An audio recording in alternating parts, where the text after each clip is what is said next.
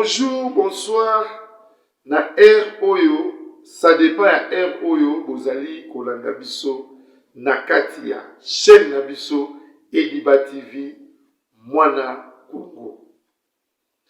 Esengo boyei mingi na émission oyo tosolola yango. Émission oyo komo nango tosolola yango.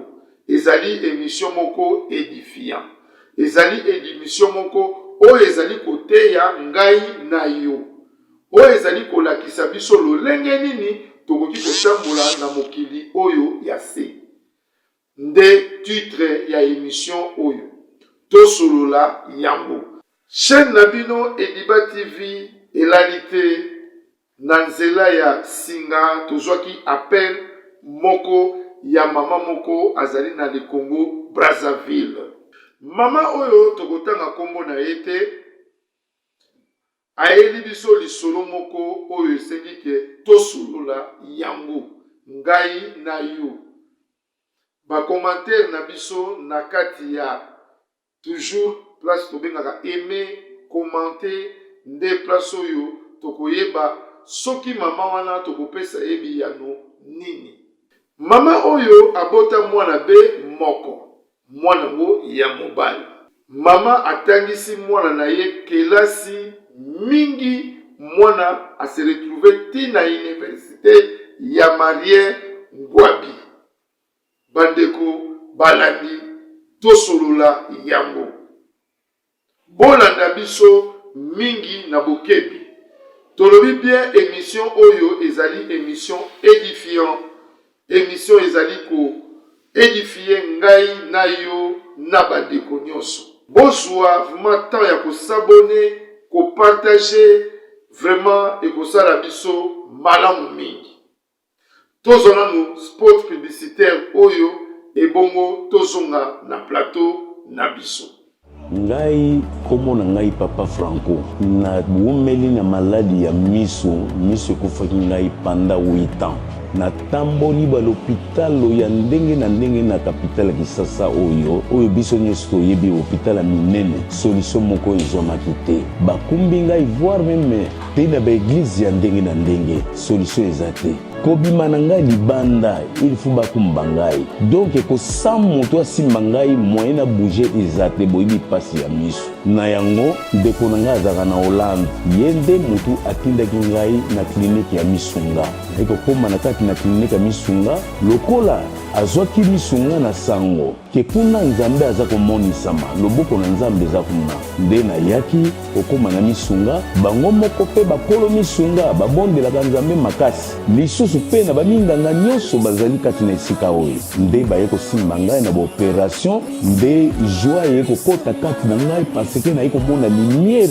ebimelinga bino moyebi 8 ans c'est beaucoup na moto omonaka te oye kozwa lisusu misu ya sika kati na l'hôpital na clinique ya Misunga vraiment yango naza ko remercier le bon Dieu nzambe oyo asalaka kati na biso banzo nde pona nga amonisa mikati na ngai bandeko natondi botondi pe naza ko kumisa pe ko remercier ouais papa Kanga na nyoko maki na maladi oyo babengi AVC na kweki makasi na maladi wana nazali komiyeba te kosala makambo nyonso to isika na vandi bameminga ti l'hôpital ya Misunga na hôpital wana esika ngai nakie kozwa libiki na quartier babengaki ngai koka ke na kotambola susu te babeki bapesaki ngai na tiko kobwaka yango velo na tiko kotambola nango te babeki siko na bwaka na komo tambola nzoto makasi nyonso to malamu grâce na hôpital ya Misunga na badocteur ya Misunga en tout cas bato wana basambelaka ya solo hôpital ya Misunga eza hôpital moko ya bana banzambe nga papa Kanga soki Misunga te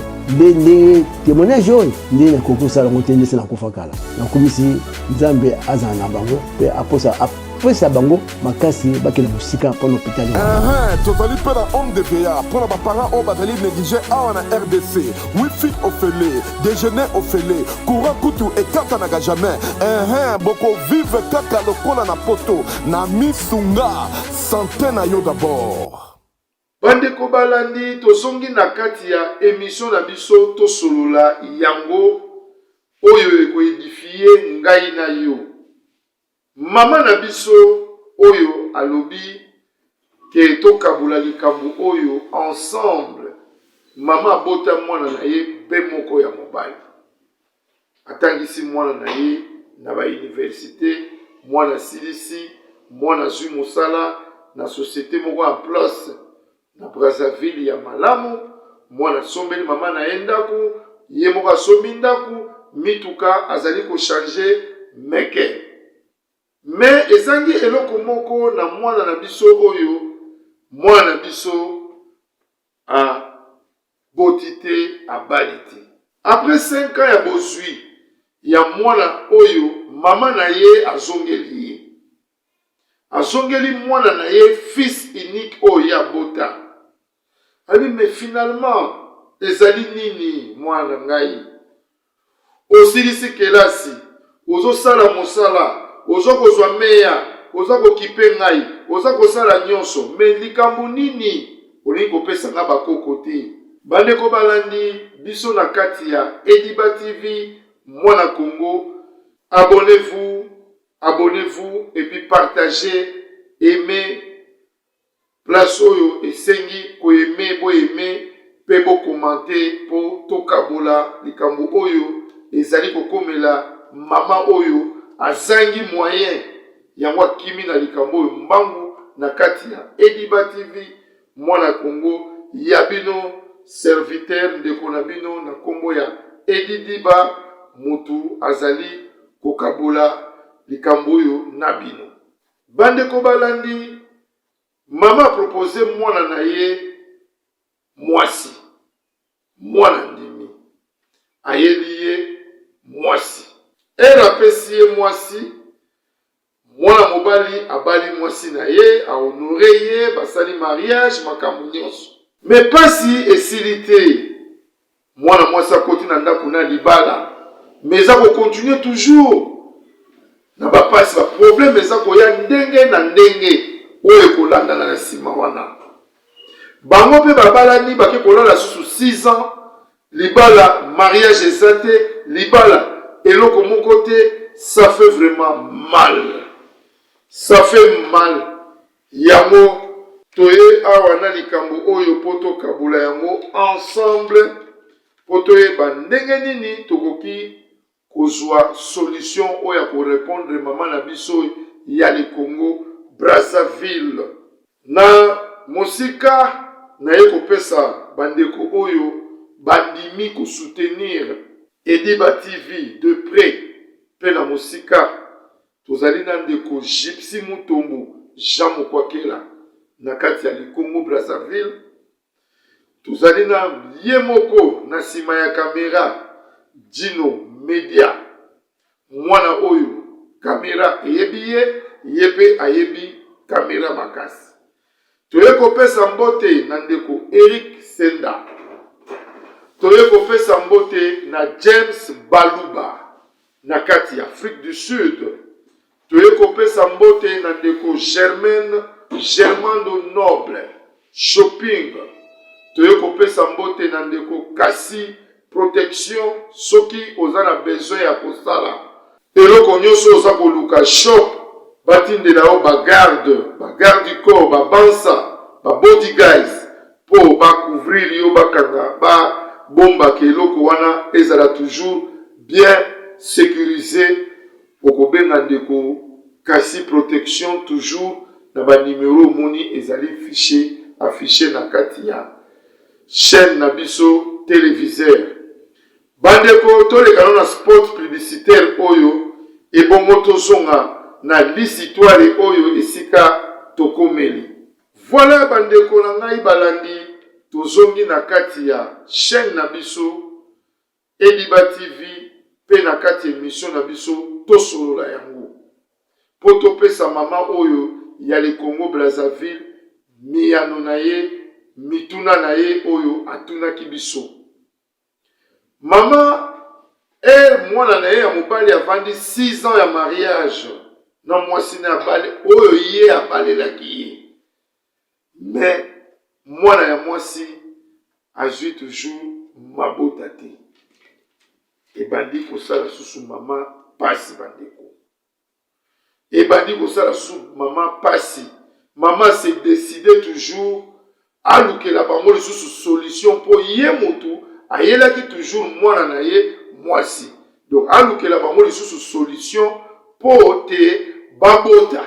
Maman on a qui m'a pas la biso basali na nkolo akima pa na biso bato topesaka solution tobelelaka pa na ye moko kaka papa tobelelaka pa na ye moko kolo nde oyo tomoni pa ndeko na biso oyo andima na ye kosalela ye oyo asalelaka nkolo na bosolo Bishop Rigima Guilain Pangu Lweba oyo ya Église L'Œil de l'Éternel na Congo Kinshasa. Maman la kimela na bato wana, maman la kimela na basali ya bongo, mama zangi ndenge, mama kimi epai ya basangoma.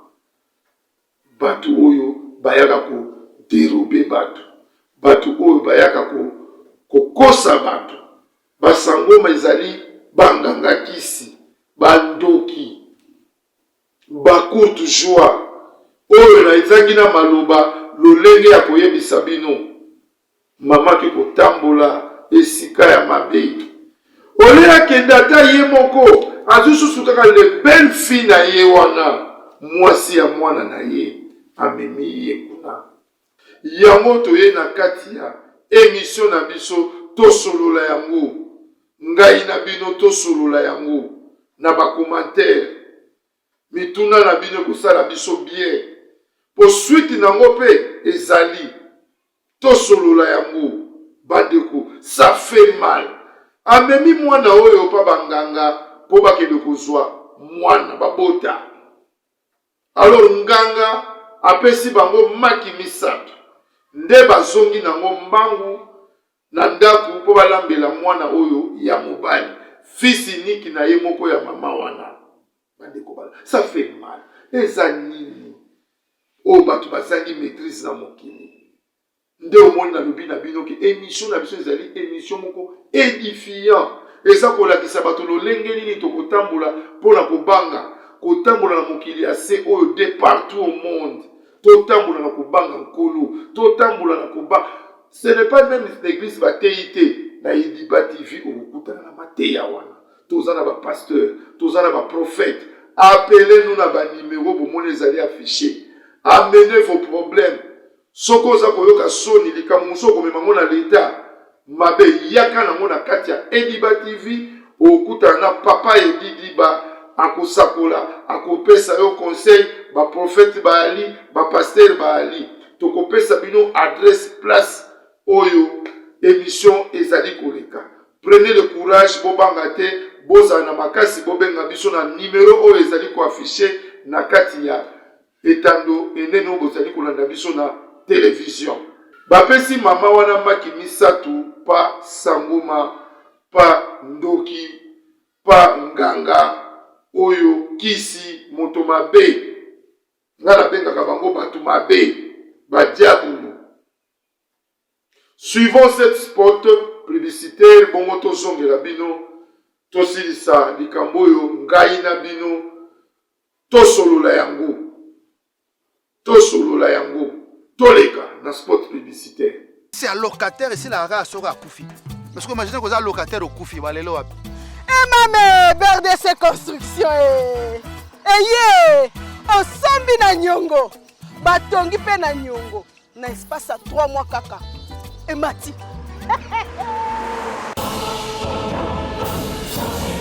Yidiba TV, s'abonner, Mwana Congo, Yidiba TV. Vous êtes tous abonnés, Yaya, non, il y a le moko. Congolais, Boutele Congolais, Oyokelengi, Boutele Congolais, Oyokelengi, s'abonner na Yidiba TV. Mwana Congo, Mwana Zaïre, Mwana RDC. Voilà de retour na biso bandeko na kati ya émission na biso tosolola yango na channel na bino oyo ngai na bino tondimi totia mayele pote ekende liboso.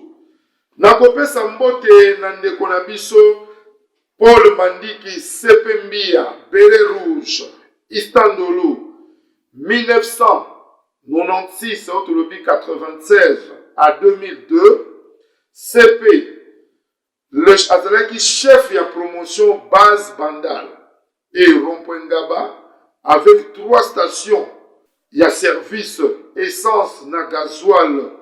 Yenda zaki le commandateur Mbia Beret Rouge.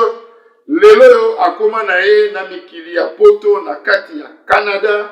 Topesi mbote po bazali ba soutien oyo bandimi ko soutenir eloko oyo evre oyo Nzambe apesi biso na likanisi ya papa na nzela ya papa Edi Diba ndeko na biso Paul Mandiki alobi akotia bwanya akotia mayele na ye na esika wana.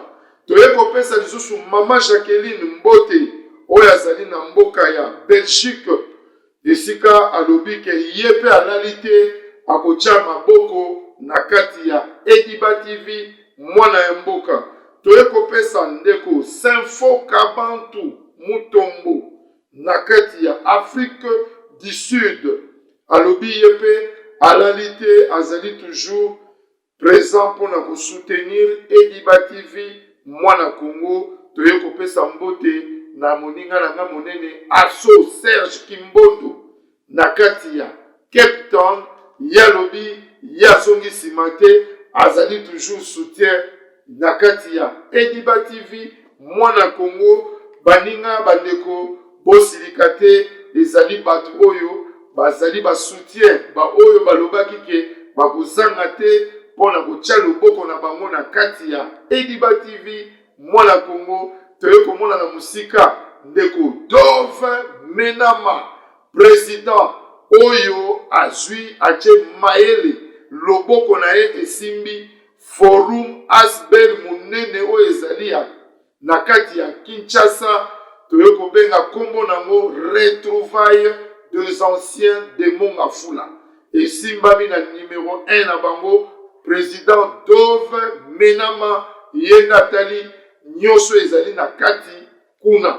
Topesi mbote na ye pe tozongi na kati ya lisitwale na biso lisolo na biso oyo tozali kokabula biso na bino bandeko balandi.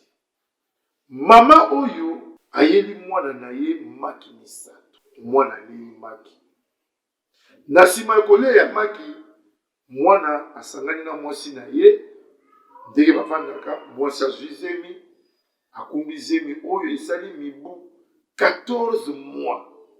Bandeko balandi s'il vous plaît toza kokende wapi 14 mois na 14 mois wana mwana mwasi asouffrir bakei ba l'hôpital ndenge na ndenge ayokaka pasi ya kubota maza kubota te po bakendaki pa basangoma po bakendaki pa baderobeur bakendaki pa baféticheur le diable oyo bakosaka biso.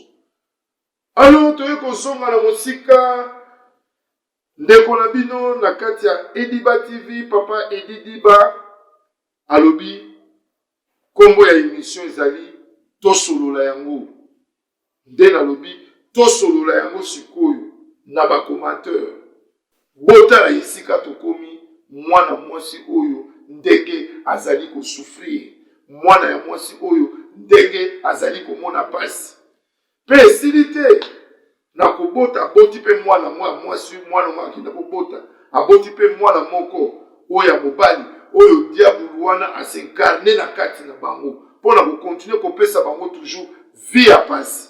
Na mikolo ezali koya bokoyoka suite nango nde kote mama oyo kote makambo kenda kokomela bango ye na mwana na ye. Mpona lelo tosuki wana tokutani lobi soki Yesu asongi te tozali toujours ensemble. Bye bye. Au nom de Jésus, matoye fungama munokolo ba matoye fungama munokolo ba na kombo na Yesu. Matoyi na ye na malobe ngai mama Lutumba nakendaki na prière ya convention oyo esalamaki ya papa Moïse ayaki awa nakendaki kuna na mwana nanga azalaki banda inane azalaki koloba te eti ndenge akokisi 23 ans ere tokendaki kuna papa abondelaki mpo na ye namoni akomi koyoka mpe koloba yango wana napesi Nzambe oza na merci mpo na bolamu nyonso azosalela ngai Shalom bana nzambe kananga ezalaki ka ya depression makasi na banda kolala te na banda koganga na banda kolota bandoto mabe na kondaki na silaki nzoto bamemaki nga na hôpital psychiatrique na dépensaki mbongo ebele esimbaki te. Or fallait na sala mémoire na ngai ya fin de cycle ba dépensaki koleka même na classe. Prophète moko ayebisi biso eza likambo kokende hôpital te eza likambo koluka nzambe epa na ye moko esimbaki te tokende na ba ministère ebele ba prophète ebele simba ete mais na kumisi nzambe ya papa Moïse po mukolo ba memaki nga dès le premier jour epa na ye asimbaki ngai mutu na ngai komaki stable ezo chauffer lisusu te na komi kolala pongi na komi kolia nazoganga lisusu te na omona su bandoto mabete. Or ce n'était pas le cas pendant 4 ans nde na pamboli nzambe ya Osana nayo kumisa nzambe ya pasteur Moïse na oya tosala na kati na faye na biso tomisali mingi na problème ya divorce otambolaki par-ci par-là tokutana baprofete ebele lisusu bawasinga biso bambongo. Alors lelo tokutana pasteur Moïse asi kosala biso délivrance na délivrance wana akangoli biso harmonie ezongi na kati na ndako esengo ekoti na kati na ndako mwasi tanga tokomi kosola malamu tozali mpe mpe kotalana lelo esengo ekoti yango tokokumisa nzambe na Osana aza malamu naye kokumisa nzambe ya Osana po ça fait 2 ans passé nazali na problème sérieux ya misu surtout somo eza makasi flou na komona distance te mais ndenge naye koleka délivrance na remarqué ma changement mo makasi sans lunettes nazomona clair donc nakumisi vraiment nzambe ya Osana nazosala donc namoni ke na olata lisu lunettes te yango naye kokumisa nzambe ya Osana nalobaki deja bamaladi oyo ewumelaka ntango molai oyo esilaka te ezali nde démoniaque badivorce ebele tozokomona ntango nyonso awa ezali mpe kidoki boya nango epai na nzambe nde bokobika nazozela bino na moto.